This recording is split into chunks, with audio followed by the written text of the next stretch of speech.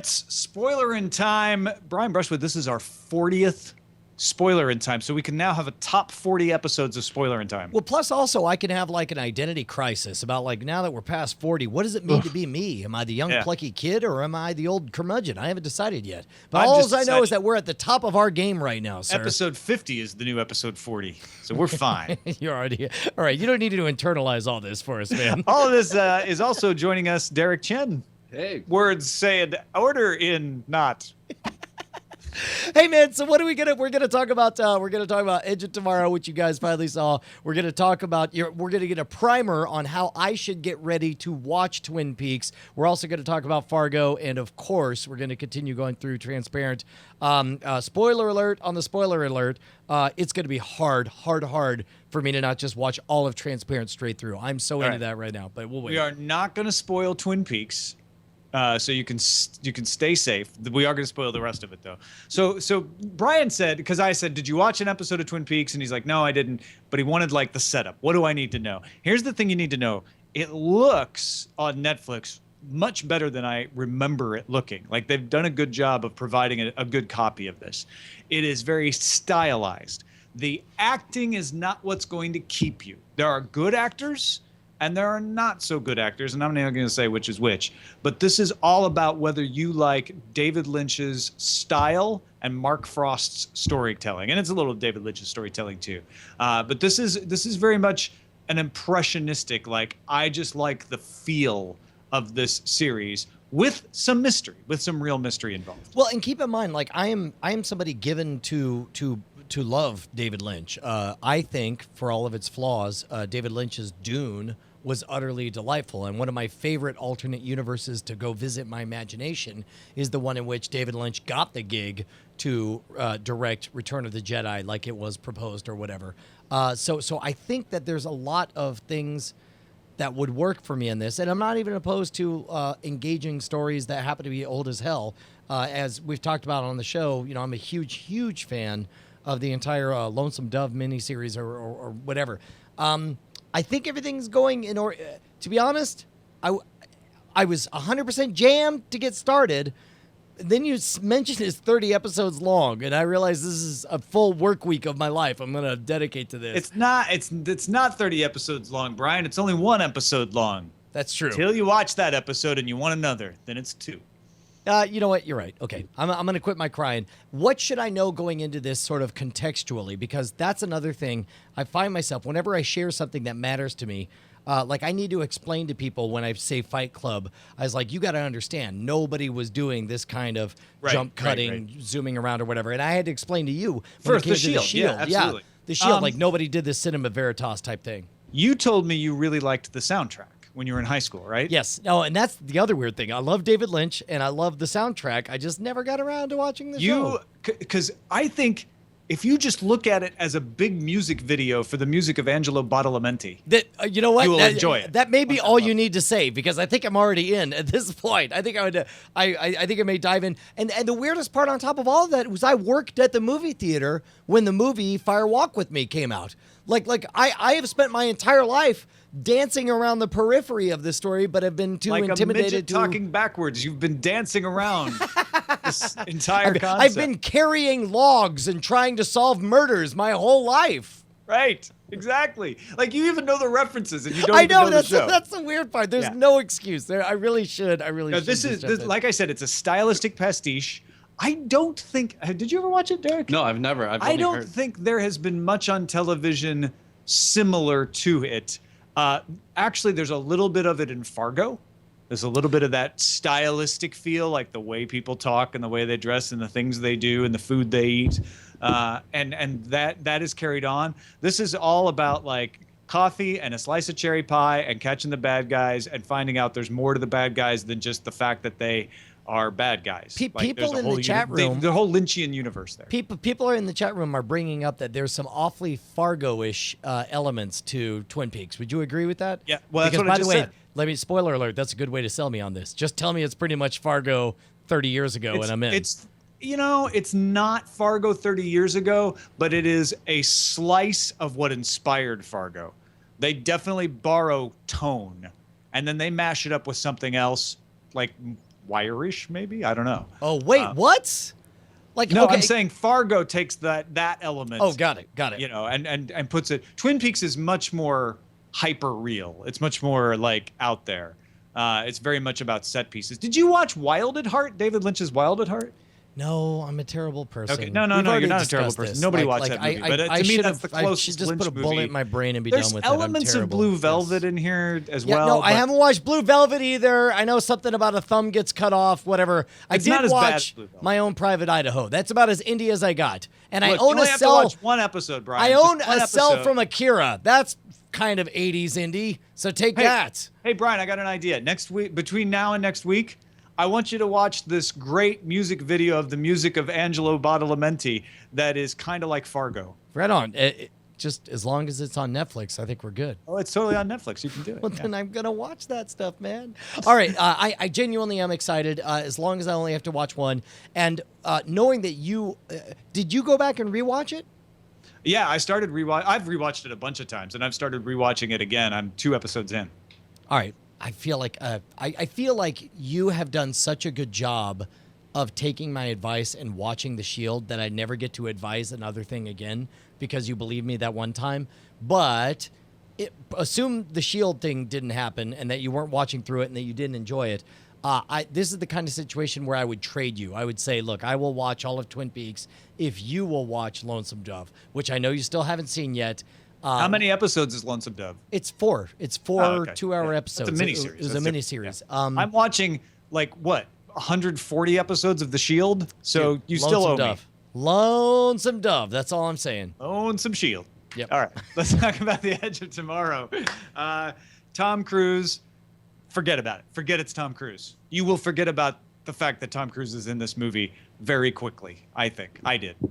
Well, I mean, you say it like it's a bad thing. I don't know. No, Tom because Cruise. for some people it is. Some people are like, oh yeah, Tom Cruise, he makes bad sci-fi. I don't want to watch it. Okay, first of all, For those people, just wipe his name out of your mind because you are not watching those movies. you're talking about the Bill Paxton movie, Edge of Tomorrow, because Bill Yes. Paxton makes awesome movies, right? Yes, absolutely. I'm talking about that Emily Blunt vehicle that Bill Paxton did. Okay, so talk me through it. First of all, Derek, did you watch it recently or a while No, back? I watched it when it came out in the movies. I mean, the premise sounded really great, and I'm always a sucker for sci-fi films, so I watched it. Totally loved it. You know, I mean, to be not to discount everything Tom just said, but it did. Back in my head, it was like Tom Cruise sci-fi movies. It always has that weird twist in that way, but I thoroughly enjoyed it. You know, I think the ending was a little happier than I expected it to go, because I thought that it could have gone in a really dark place. And even reading, I heard that there is an alternate ending that goes much darker. So that was the only thing that really kind of, I think, stuck out. Wait, But otherwise, are you fantastic. pussyfooting around the ending of the movie in a segment we call Spoilerin time? Is that what's going on? Just call it out. Like, yes, as I heard it, look, it looks like he dies at the end of the movie, and then all of a sudden he wakes up earlier in the movie for whatever reason, internal logic, whatever. You think the movie would have been better if he died at the end, right? Well, no. There was the alternate ending that I read about, and you know, this was I think on IMDb they talked about, was that it was a one where they ended up killing the mimics too early. Like, as they were in that final approach into Paris, one of the guys kills one of the alphas, and so at that point the whole plan was resettled. So they are just stuck in a loop where they're always going to lose now. Like, they weren't, you know, because they knew the plan that was that's happening. horrible. Yeah, it's a terrible ending, Yeah. but it's kind of cool to get a bad ending. No, see, I didn't mind that he woke up again because you see the blood fall on him at the end, and you're Yeah. like, oh, so he's getting the juice. All that made me think is, well, why didn't they do that with Emily Blunt? He knew where the alpha was from getting killed by, or from running into it the first time. Go get some alpha He juice on only Emily found Blunt now. nope. The alpha or the omega. Are you talking about the alpha or the omega? I'm talking about the first alpha that he kills, that he gets the blood on him and causes him to start flipping. Why not the second time, or one of the repeat times through, he go, hey, Emily, come over here and get some of this blood on you. I'm going to totally guess, and this is me writing justifications. Yeah, My guess is if he has the ability to know, then so too does that alpha. Like he is on equal footing with that alpha. So that I'll buy my that. guess is that All alpha right. never showed up at that same place again because Okay. it also knew that's where I died and leaked blood on that dude's face. I'll buy that. That's a good explanation. So that solves that. Then I get why. Oh, okay. He gets hit by the blood, and so now he's going to wake up again. But I don't understand. I can even understand how the Omega dies retroactively, right? Because it is a looping organism too. So he kills it at this point in time, but it actually kills it all the way back into the past. I can buy that. I could see how that could just be like photons going backwards in time. That's a part of physics. That's reality. Why he wakes up on the helicopter though?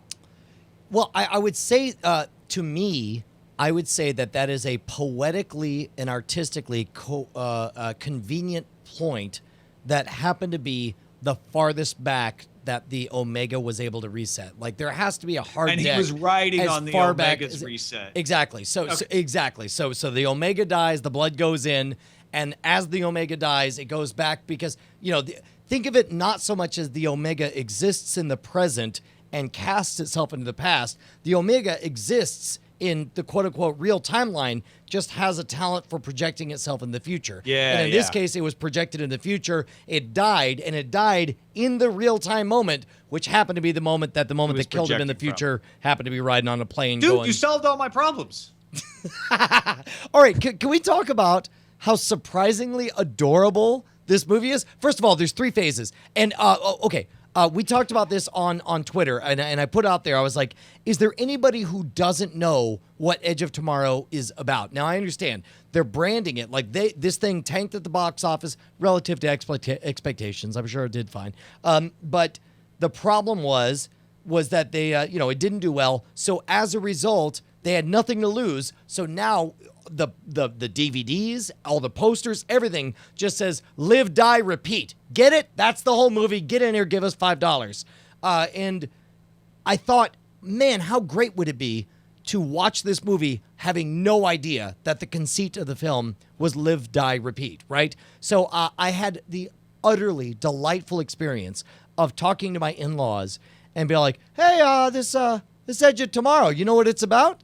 And he's like, no, I have no idea. Well, it's science fiction. It's got Tom Cruise in it.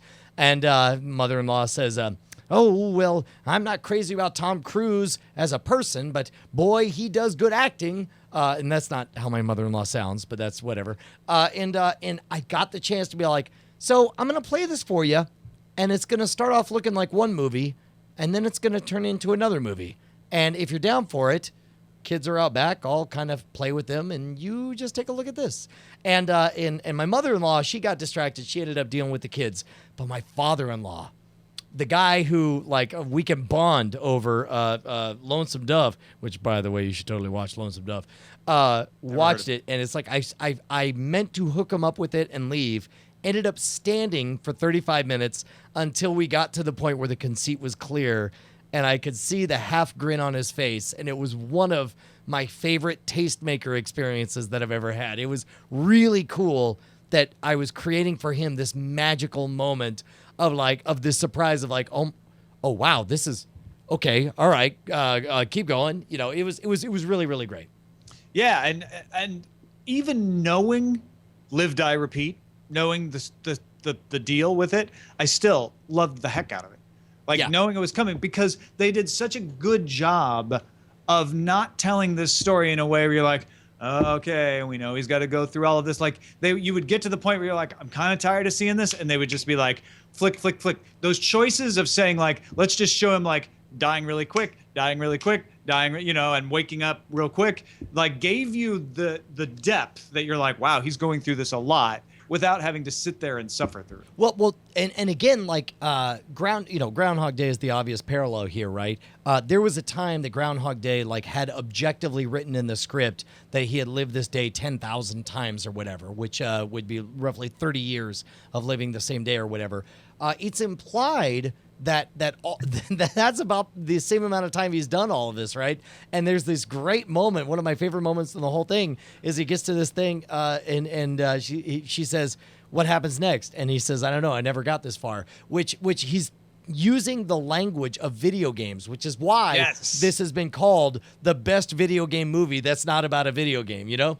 Because Right. we've This is all what we've all video game experienced that. This is what makes video games fun. Is like, oh, we have to start over, but we'll change it this time because we'll play through. And then at the end, you're out of lives, and you get that tension of like, I have to get this right this time because I don't get to start over. Well, and there's little moments that surprised me with how they resonated. For example, he says confidently, like, oh well, I know your middle name is whatever, and she's like, well, maybe I just told you that to shut you the hell up or whatever. But there's this moment where he connects enough with Emily Blunt that as she's dying, physically dying, she gives him a gift and says, by the way, my real middle name is Rose. And then like as if it's a key that she knows past her will know, like, okay, future me clearly thinks this guy's not an asshole. The funny thing is, like, with movies like that, like I remember, like, in the first, like, probably 20 minutes of the movie, like, I'm just screaming, like, why didn't you do this or say this line instead? Like, you go through, I think, in your mind, like, how would you do it differently? Like, I'm telling you the truth. This is what's going to happen. You play it out. And, I mean, the movie, I think, does a pretty good job in exploring all the different options you can do. Like, let's just do one where he doesn't go at all and just escapes, and that doesn't work. So I think there is a lot of fun in that. And I think they did a pretty good job in exploring that. No, it's a really good point. I love where he takes a break. He takes a And day he's just off. like, He takes you know, a day I'm off just to gonna go have get a called a beer. coward. Yeah. I just want to go have a beer. And he may be thinking like, you know what, I give up. But then and he sees Linda getting attacked, whatever, and he knows like I'm on the rails. I got to keep doing this. But it's also like a totally natural reaction to say like, I've rolled under that truck and got killed every other time and had to start over again. I just want to have a beer. I just want to sit down and relax. Yeah, it's a great movie. Like it's a better movie than it needs to be, and it certainly is a better movie than the reputation it has. Yeah. It's utterly delightful. I felt almost like it was a moral decision to buy it instead of rent it. Is that weird to say? Wow. A moral decision? Yeah, no. Like I want to support this kind of movie. I want more storytelling that's like this, Yeah, I hear that. Any last thoughts before we move on to Fargo? There was this one thing that also just I was just catching up on the story, and the funny thing is, I don't know, with post-apocalyptic films, there's always the thing about the world running out of coffee, and like that was the thing with Emily Blunt. It's like, oh well, because of the alien. I mean, we saw it in Fringe too. It's just funny that like, I guess coffee is so instated in our society that like if all things go wrong, that's the first thing we lose, and that's what how society crumbles. By the way, this is the kind of thing that I like to wrap my mind around as I'll go into my fourth viewing of this episode, is that Emily Blunt is somebody, she's done all of this. Like, and she played this video game and loved someone deeply and realized there was no way to play the game and let that person live. And now she's out so that she so firmly believes, like, well, of course he knows where the coffee is. Of course he knows how many sugars that I'd like. And of course he'll know where it'll be in X, Y, or Z or whatever. It's so good. Forget it. It's good. It's a good movie. Go see it. It's a good movie. Brian kind of likes it. I love it. So, all right, screw you. all right, let's move on to Fargo. I believe it's episode 7, Who Shaves the Barber, that you watched. 777. Yes. Officer Grimley anguishing over the shooting. And I think the quintessential part of this episode is they find the hidden stuff in Lester's brother Gordo's place. Well, I mean, yeah, thanks to Lester setting him up. Like, I went back, you know how sometimes you finish a show and you go to bed and the next day you're like, wait, how did that end again? Did I see it? Yeah. I went back and I watched it again this morning, and Lester, after, he goes through all this trouble to get out and then just turn around and get right back into the hospital bed. And then there's a very, very long rack shot until he sort of has this self-satisfied smile. And I don't know, story-wise, what the whole back thing between him and his brother is, but there's clearly some kind of rage and a transformation happening in Lester where he doesn't mind, and part of him in that dark way deeply adores the fact that he's looking out for himself. His brother be damned, morality be damned, everything be damned. I think the interactions that Lester has with Gordo in the early episodes are what lead him to want to do this, because Gordo is really condescending, he's kind of pushy, and I think Lester is just like, yeah, you think you're so good, you're the successful brother, you married the better looking girlfriend from high school, you got everything. Well, I'm going to show you. That's how I took this episode. Sure.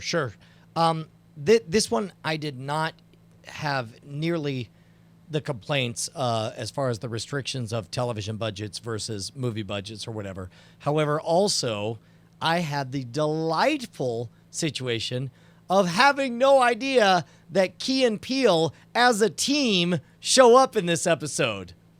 Did you? Yeah. Well, you mean sitting outside of the warehouse or whatever? Exactly. What's funny is I was looking, I'm like, oh, that's that one guy. I think I know him. What's he? And then I'm like, oh, that's another guy who I usually see with that first guy. And then it's just like, I'm like, is that Key and Peele? This is Key and Peele playing feds on a stakeout in front of a warehouse. Having said that, unfortunately, I think the idea of just an office exterior while you hear the audio of Malvo going through everything is a really great idea. I think that they really, I'm going to undo everything I just said. I think they did suffer the constraints of a budget, because it's obvious that it's just a computer, it looks like a cartoon for 2 minutes as it just sort of pans up outside this building and go whatever. I thought that was an artistic choice. I loved it. I was like, we're always used to seeing now he struts and now someone screams and now he shoots, and saying, we're going to just show the perspective outside. We're going to show what you hear while this is happening. And I felt personally, I didn't lose a thing. I knew exactly what was happening just from the sounds and just from the bits of motion that you saw. Well, of course you did, because the dialogue was, what's the code? Oh, well, I'll immediately tell you the code. It's 557. Good. I thought that was much more interesting than just showing me all that stuff. I mean that's fine. That's fine. You could have done the same thing with a flat exterior shot and somebody actually holding a camera going across. There was no need for the unnaturally crisp computer-generated up, pan left, video game style, pan right. I didn't get computer generated out of that at all. Oh, dude, it was so very. Watch it again. It's computer generated as hell. It was a palpable relief. I actually sighed once a window crashed open and I saw humans. I was like, oh, good. Because everything about that up until that point felt super fake to me. Yeah, it did not strike me that way at all. That's interesting, because that would change it a lot. And then finally, Lester has turned the corner, right?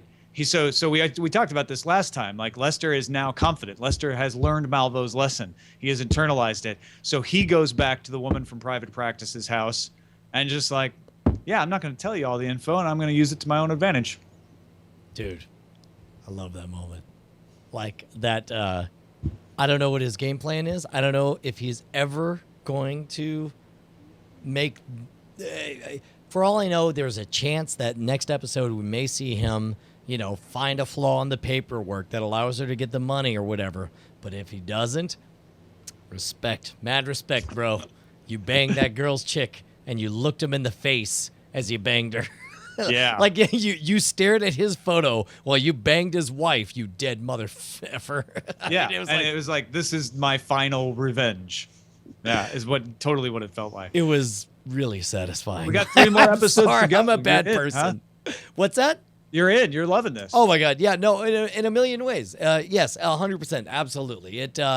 I think him having sex with the widow of the dude who teased him, knowing that he was not going to give her the money, which is what I assume, was the highlight of the season for me. It was great. And also, Officer Terrible Name Salverson, her dad loves her so much. That's adorable. I was in, and Keith Carradine. Well, and Colin Hanks is all like, I don't know what to say to you because I like your daughter. Also, I shot your daughter. Yeah. I loved it. I loved all of that. I thought it was great. Well, and do you want to know what season 2 is going to be based on? Do you already know? Or Yeah, they've announced what season 2 of Fargo is going to be. What is it? It's going to be young Mr. Solverson in the late 70s. No. That's great. I'm so instantly, deeply all the way in on this. Are you kidding me? That's adorable. Which is just going to make my heart break all the more to see him as an old man taking care of his 30-something daughter who got shot on the job. I love it. Are you kidding me? No, I think it's a cool choice. That's great. Shall we move on to Transparent then and finish this up? No, let's just cancel the show. We're done. All right. I think we've talked about everything. No, Tom, come back. Come back. Sorry, that was a bit. We're episode 3. This is still directed by Jill Soloway. She directed the first 2, but this is the first one she didn't write. It was written by Bridget Bedard. But I didn't notice a jarring tone change. However, I did not get as much as I wanted from Jeffrey Tambor's character.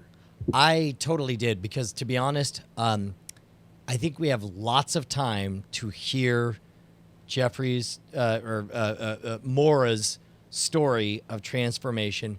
That is such a deep well that will always pay off. There will always be little vignettes like that moment to me in episode 1, like that moment when she said, "My children are so selfish," like to think of a parent as being capable of to honestly assess their children in that way.